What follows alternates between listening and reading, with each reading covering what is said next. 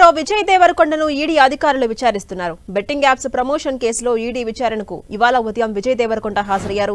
చట్ట విరుద్ధ యాప్స్ కు ఈ ప్రమోషన్ ఎందుకు చేశారని ఈ నేపథ్యంలో విజయ్ దేవరకొండను ఈడీ ప్రశ్నించినట్టుగా సమాచారం.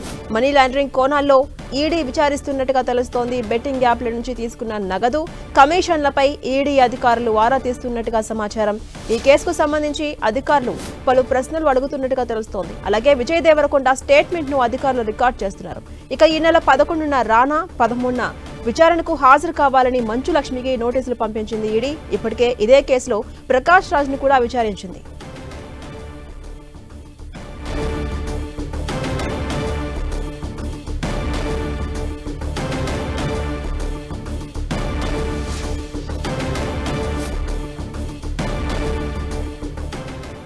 హీరో విజయ్ దేవరకొండను ఈడీ అధికారులు విచారిస్తున్నారు. బెట్టింగ్ యాప్స్ ప్రమోషన్ కేసులో ఈడీ విచారణ ఎదుర్కొంటున్నారు విజయ్ దేవరకొండ. ఇవాళ ఉదయం విజయ్ దేవరకొండ ఈడీ ముందు హాజరయ్యారు.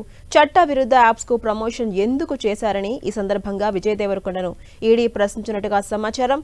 ఇక మనీ లాండరింగ్ కోణాల్లోనూ ఈడీ విచారిస్తున్నట్టుగా తెలుస్తోంది. బెట్టింగ్ యాప్ల నుంచి తీసుకున్న నగదు, కమిషన్లపై ఈడీ ప్రధానంగా ఆరా తీస్తున్నట్టుగా తెలుస్తోంది.